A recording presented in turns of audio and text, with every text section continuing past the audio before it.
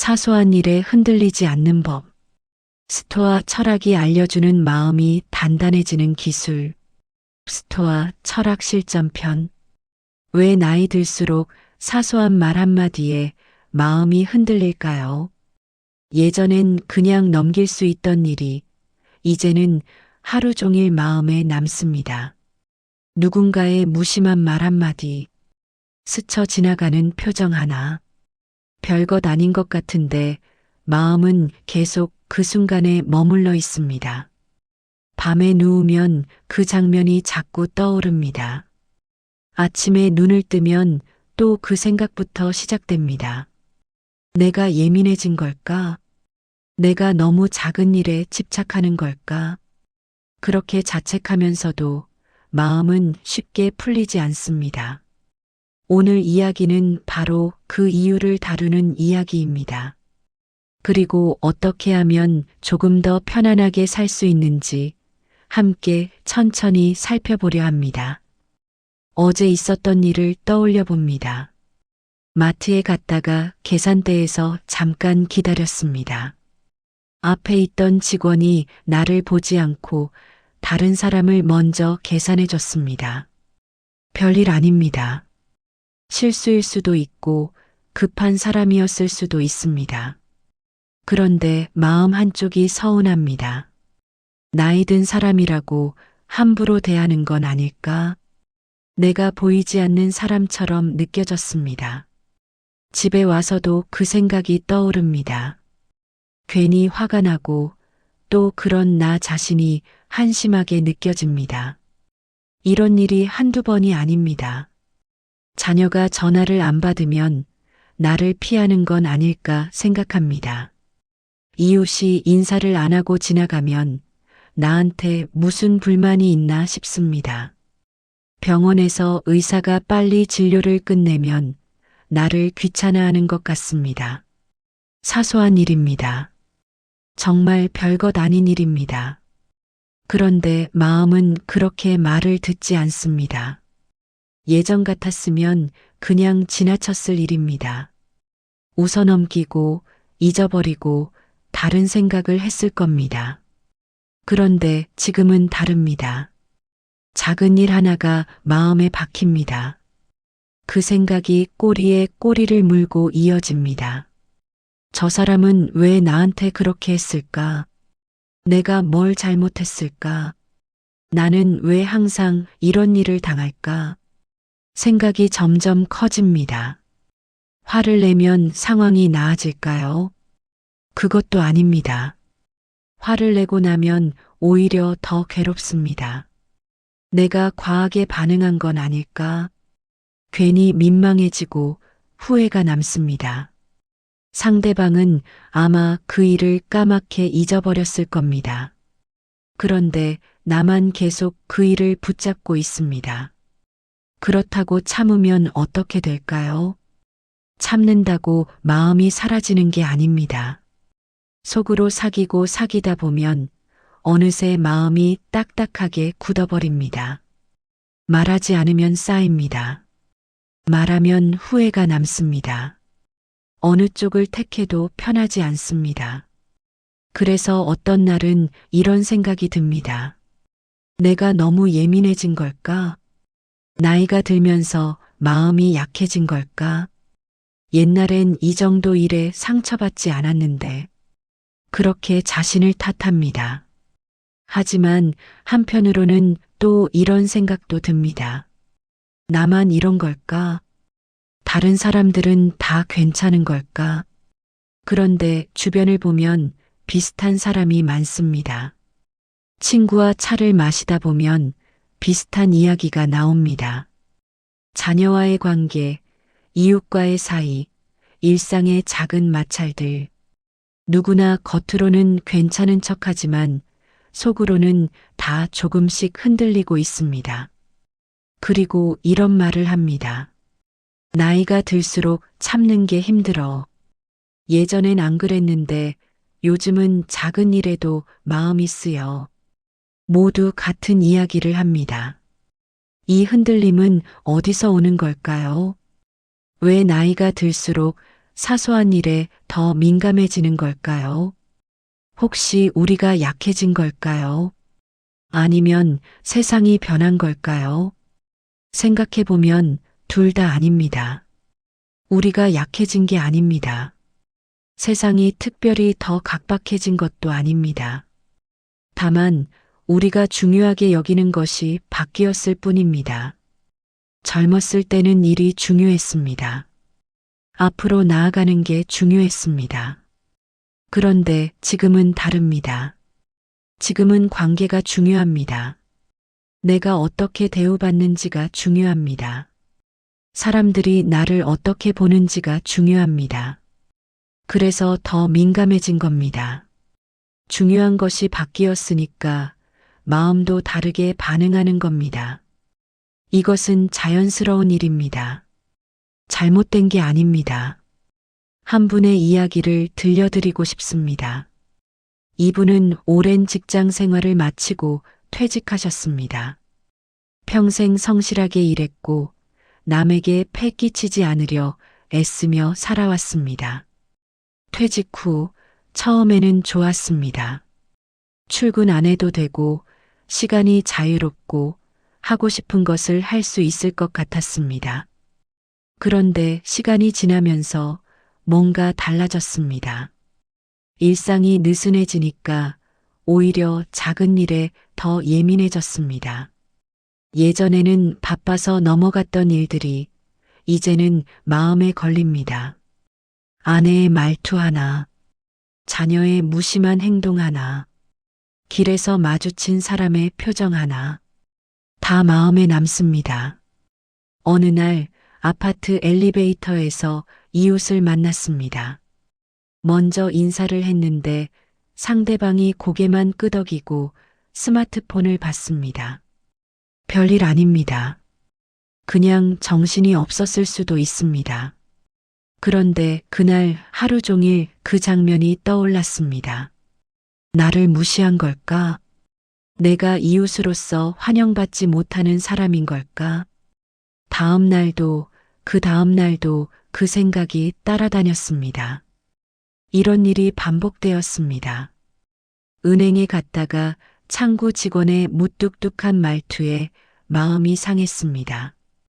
동네 카페에서 자리를 찾는데 젊은 사람들이 자리를 안 비켜줘서 서운했습니다.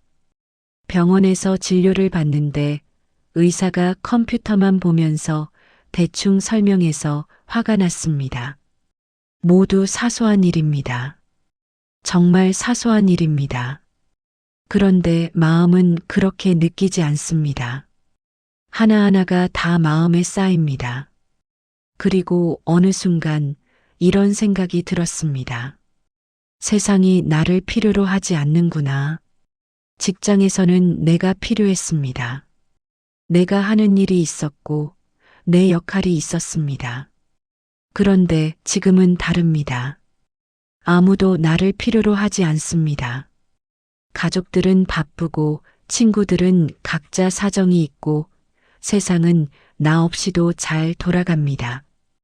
그 생각이 들자 더 작은 일에도 민감해졌습니다.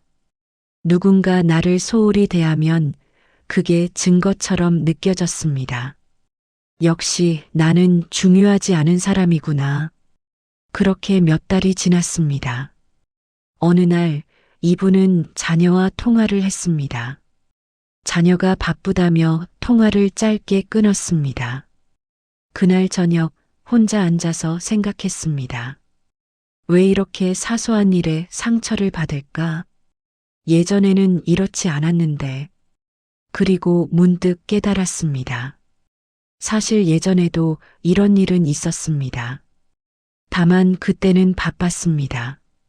일이 있었고 해야 할 일이 많았고 생각할 시간이 없었습니다.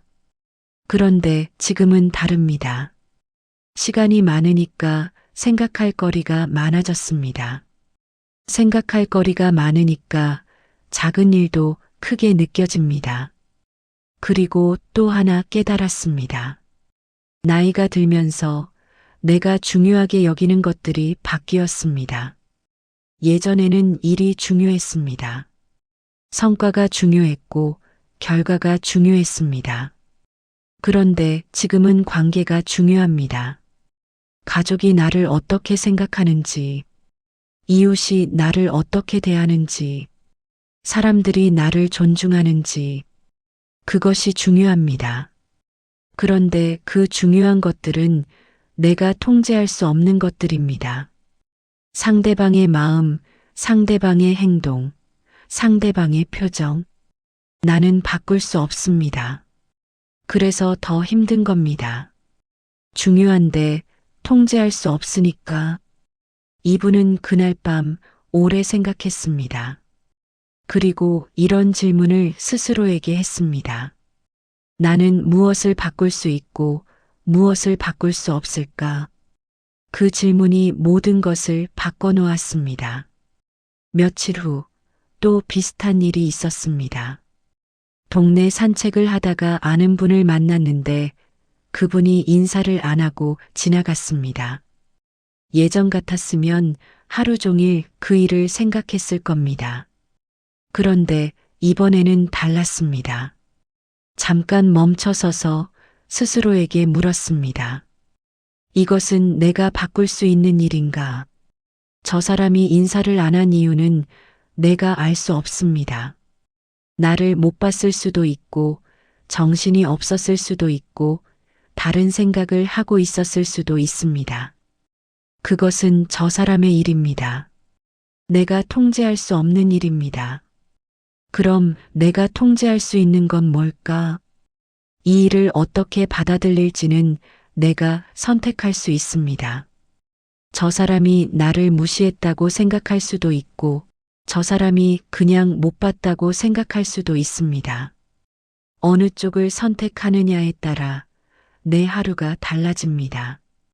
이분은 후자를 선택했습니다. 그냥 못 봤겠지. 그렇게 생각하니까 마음이 편해졌습니다. 그날 이후로 조금씩 달라지기 시작했습니다. 오래전 고대 그리스와 로마에 살았던 사람들이 있었습니다. 이들을 스토아 철학자라고 부릅니다. 이들은 아주 단순한 질문을 했습니다. 어떻게 하면 마음이 덜 흔들리며 살 수 있을까? 그들이 찾은 답은 이것이었습니다. 흔들리는 것은 사건이 아니라 해석이다. 무슨 말일까요? 예를 들어봅니다. 길을 가다가 누군가와 부딪혔습니다. 상대방이 사과를 하지 않았습니다. 이것은 사건입니다. 그런데 여기서 두 가지 해석이 가능합니다. 첫 번째 해석. 저 사람은 나를 무시하는 거야. 예의가 없어. 화가 나. 두 번째 해석. 저 사람은 급했나 보다. 정신이 없었을 거야. 별일 아니야. 같은 사건입니다. 그런데 해석이 다릅니다. 첫 번째 해석을 하면 하루 종일 마음이 불편합니다. 두 번째 해석을 하면 그냥 지나갑니다. 사건이 마음을 흔드는 게 아닙니다. 해석이 마음을 흔듭니다. 스토아 철학자들은 이렇게 말했습니다. 우리는 사건을 선택할 수 없다. 하지만 해석은 선택할 수 있다. 이것이 핵심입니다. 그들은 또 이렇게 말했습니다. 세상에는 두 가지 일이 있다. 내가 통제할 수 있는 일과 통제할 수 없는 일. 통제할 수 없는 일은 무엇일까요? 다른 사람의 말, 다른 사람의 행동, 다른 사람의 마음, 날씨, 과거, 미래. 이것들은 내가 아무리 애를 써도 바꿀 수 없습니다. 그런데 우리는 평생 이것들을 바꾸려고 애를 씁니다. 저 사람이 나한테 좀 더 친절했으면 좋겠어. 날씨가 좀 더 좋았으면 좋겠어. 과거로 돌아가서 다시 하고 싶어. 그렇게 바꿀 수 없는 것에 마음을 쏟으니까 계속 흔들립니다. 그럼 내가 통제할 수 있는 것은 무엇일까요? 나의 생각, 나의 반응, 나의 해석, 나의 태도. 이것만 내가 바꿀 수 있습니다. 스토아 철학은 이렇게 말합니다. 통제할 수 없는 것은 내려놓으세요. 통제할 수 있는 것에만 집중하세요. 그러면 마음이 훨씬 편해집니다. 여기서 오해하지 말아야 할 것이 있습니다. 스토아 철학은 감정을 없애라는 이야기가 아닙니다. 화내지 마라, 슬퍼하지 마라, 상처받지 마라. 그런 이야기가 아닙니다. 감정은 자연스러운 겁니다. 화가 날 수 있습니다. 슬플 수 있습니다. 상처받을 수 있습니다. 스토아 철학이 말하는 것은 이것입니다. 감정에 끌려가지 마세요. 화가 났다고 해서 그 화에 휘둘려서 행동하지 마세요. 슬프다고 해서 그 슬픔에 잠겨서 하루를 보내지 마세요. 감정을 느끼되 거기 머물지 마세요. 이것이 스토아 철학의 핵심입니다. 강해지는 법이 아닙니다. 덜 다치게 사는 법입니다. 나이가 들면서 우리는 많은 것을 잃습니다. 건강도 예전 같지 않고 체력도 떨어지고 역할도 줄어듭니다. 그런데 한 가지 잃지 않는 것이 있습니다. 선택할 수 있는 능력입니다. 어떤 상황이 와도 나는 어떻게 해석할지 선택할 수 있습니다. 어떤 말을 들어도 나는 어떻게 반응할지 선택할 수 있습니다. 이 선택이 쌓이면 마음이 달라집니다. 스토아 철학자 중에 에픽테토스라는 사람이 있었습니다. 이 사람은 노예로 태어났습니다. 평생 자유가 없었고 남의 손에 자기 운명이 달려 있었습니다. 그런데 이 사람이 남긴 말이 있습니다. 나는 내 몸을 통제할 수 없었지만 내 마음은 통제할 수 있었다. 그가 자유로웠던 건 몸이 아니라 마음이었습니다. 우리도 마찬가지입니다. 세상은 우리 뜻대로 되지 않습니다. 사람들은 우리가 원하는 대로 행동하지 않습니다. 하지만 우리는 선택할 수 있습니다. 어떻게 받아들일지, 어떻게 반응할지, 그 선택이 우리를 자유롭게 만듭니다. 그럼 이제 실제로 어떻게 하면 될까요? 구체적인 방법을 함께 살펴보겠습니다. 흔들릴 때 가장 먼저 떠올릴 한 문장. 마음이 흔들릴 때 가장 먼저 떠올릴 문장이 필요합니다. 이 문장을 추천합니다. 이것은 내가 바꿀 수 있는 일인가? 누군가 나한테 무례하게 굴었습니다. 마음이 상합니다. 그때 이 문장을 떠올립니다. 이것은 내가 바꿀 수 있는 일인가? 상대방의 태도는 내가 바꿀 수 없습니다. 상대방의 마음도 내가 바꿀 수 없습니다. 하지만 내가 바꿀 수 있는 게 있습니다. 이 일을 어떻게 받아들일지는 내가 선택할 수 있습니다. 저 사람이 예의가 없다고 생각할 수도 있고, 저 사람이 오늘 힘든 일이 있었나 보다고 생각할 수도 있습니다. 어느 쪽을 선택하느냐에 따라 내 마음이 달라집니다. 이 문장 하나만 기억해도 충분합니다. 이것은 내가 바꿀 수 있는 일인가? 처음에는 잘 안 됩니다. 흔들리고 나서 한참 후에야 이 문장이 떠오릅니다. 괜찮습니다. 그래도 됩니다. 나중에라도 떠올렸다면 그것만으로도 의미가 있습니다. 조금씩 연습하다 보면 점점 빨리 떠오르게 됩니다. 이 사소한 일에 마음이 커질 때 멈추는 10초 훈련. 마음이 커지는 순간이 있습니다. 작은 일인데 점점 크게 느껴집니다. 그럴 때 10초만 멈춰봅니다. 숨을 천천히 들이쉬고 천천히 내쉽니다. 그리고 스스로에게 물어봅니다. 이 일이 일주일 후에도 기억날까? 대부분의 경우 대답은 아니오입니다. 일주일 후에는 기억나지 않을 일입니다. 그럼 지금 이 순간 이 일에 하루를 다 쏟을 필요가 있을까요? 10초만 멈춰도 마음이 조금 가라앉습니다. 조금 가라앉으면 생각할 여유가 생깁니다. 생각할 여유가 생기면 다르게 볼 수 있습니다. 10초입니다. 그것만으로도 충분합니다. 이 10초가 하루를 바꿉니다. 실제로 해보면 알게 됩니다. 화가 났을 때 바로 반응하지 않고 10초만 기다려 보세요. 그 10초 동안 뭔가 달라집니다. 급하게 치밀어 오르던 감정이 조금 가라앉습니다. 그러면 조금 더 차분하게 생각할 수 있습니다. 내 몫이 아닌 감정 내려놓는 연습. 우리는 가끔 다른 사람의 감정까지 떠안고 삽니다. 자녀가 힘들어하면 내가 더 힘듭니다. 배우자가 기분이 안 좋으면 내 탓인 것 같습니다. 친구가 나한테 차갑게 대하면 내가 뭘 잘못했나 싶습니다. 그런데 생각해 봅니다. 그 사람의 감정은 그 사람의 몫입니다. 자녀가 힘든 건 자녀의 삶 때문입니다. 배우자의 기분은 배우자의 일 때문입니다. 친구의 태도는 친구의 상황 때문입니다. 내 탓이 아닙니다. 물론 도와줄 수 있습니다. 위로할 수 있습니다. 하지만 그 사람의 감정까지 내가 짊어질 필요는 없습니다. 이것을 구분하는 연습이 필요합니다. 이것은 내 감정인가, 상대방의 감정인가. 내 감정이면 다룹니다. 상대방의 감정이면 존중하되 떠안지 않습니다. 이 구분만 해도 마음이 가벼워집니다.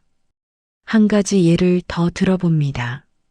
손주가 시험을 못 봤습니다. 손주가 속상해합니다. 할머니, 할아버지는 손주보다 더 속상합니다. 밤에 잠도 안 오고 손주 걱정에 마음이 무겁습니다. 그런데 생각해 봅니다. 손주의 시험 결과는 손주의 일입니다. 손주의 속상함도 손주의 감정입니다. 나는 위로해 줄 수 있습니다. 응원해 줄 수 있습니다. 하지만 손주 대신 속상해할 필요는 없습니다. 손주는 이 일을 통해 배우고 성장할 겁니다. 그것은 손주의 몫입니다. 내가 대신 짊어지면 손주의 성장 기회를 빼앗는 겁니다. 이렇게 생각하면 마음이 조금 편해집니다. 화가 나기 전 스스로에게 묻는 질문. 화가 치밀어 오르는 순간이 있습니다. 그럴 때 바로 반응하지 말고 잠깐 멈춰서 이렇게 물어봅니다. 저 사람은 정말 나한테 해를 끼치려고 한 걸까? 대부분의 경우 대답은 아니오입니다. 상대방은 나를 해치려고 한 게 아닙니다. 그냥 실수했거나 바빴거나 정신이 없었거나 생각이 짧았을 뿐입니다. 악의가 없었습니다. 그럼 내가 화를 낼 이유가 있을까요? 화를 내면 상대방보다 내가 더 손해를 봅니다. 화를 내고 나면 후회가 남습니다. 관계가 어색해집니다. 마음이 더 불편해집니다. 그럴 바에는 그냥 넘어가는 게 낫습니다. 악의가 없었다면 화낼 필요가 없습니다.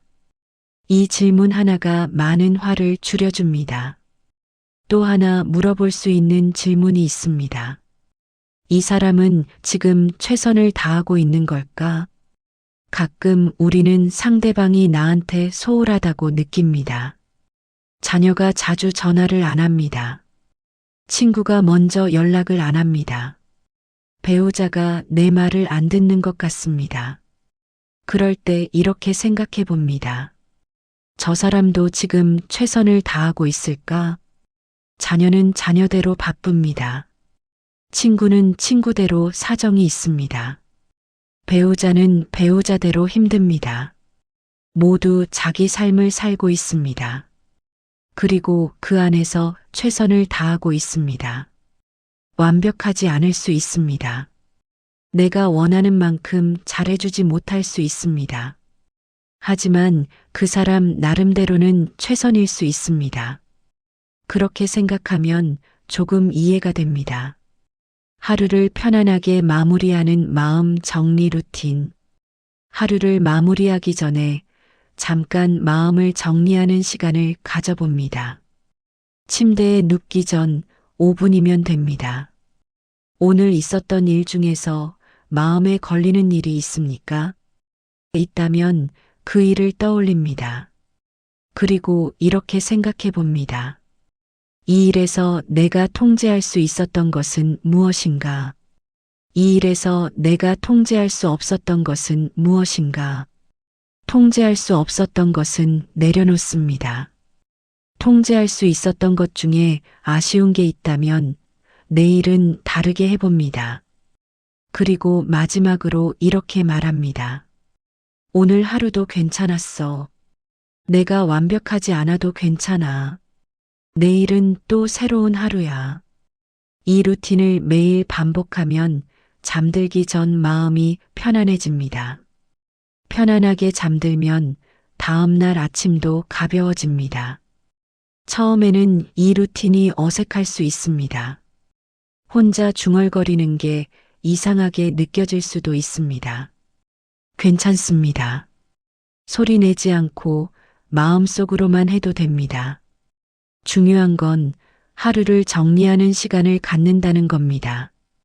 그 시간이 쌓이면 마음이 조금씩 가벼워집니다. 이 5가지 방법은 어렵지 않습니다. 완벽하게 할 필요도 없습니다. 그냥 하루에 한 번이라도 떠올려 보면 됩니다. 떠올리는 것만으로도 조금씩 달라집니다. 처음에는 잘 안 됩니다. 흔들릴 때 이 방법을 떠올리지 못합니다. 화가 나고 나서야 생각납니다. 괜찮습니다. 그래도 됩니다. 화가 나고 난 후에라도 이렇게 돌아볼 수 있다면 그것만으로도 충분합니다.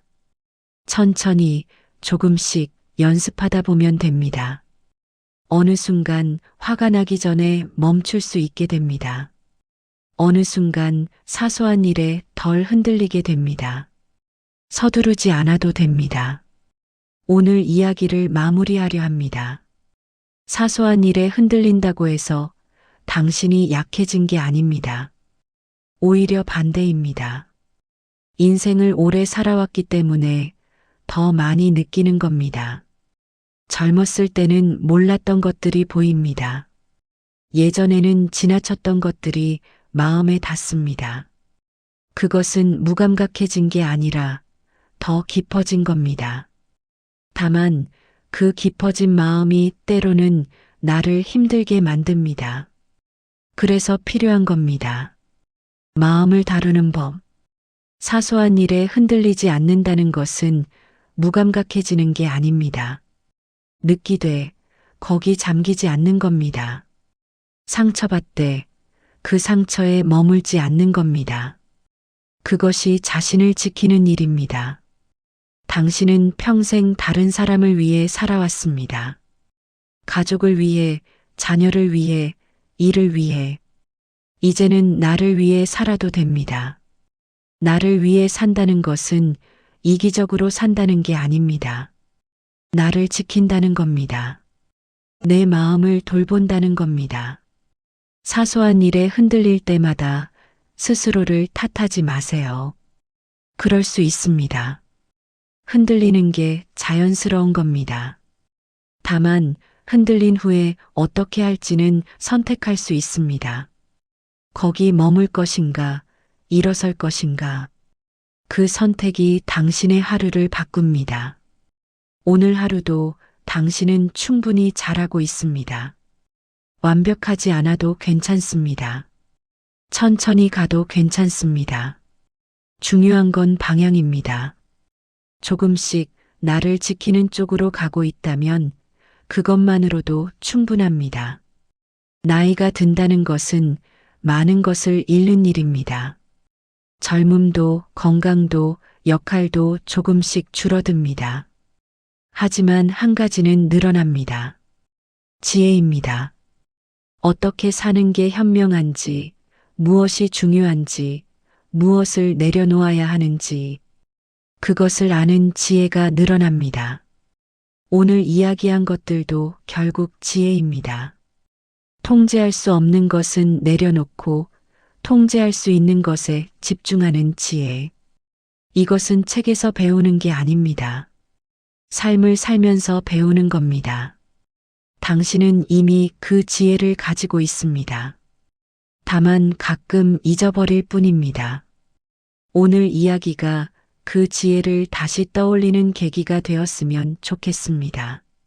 사소한 일에 흔들리는 건 당신이 여전히 살아있다는 증거입니다.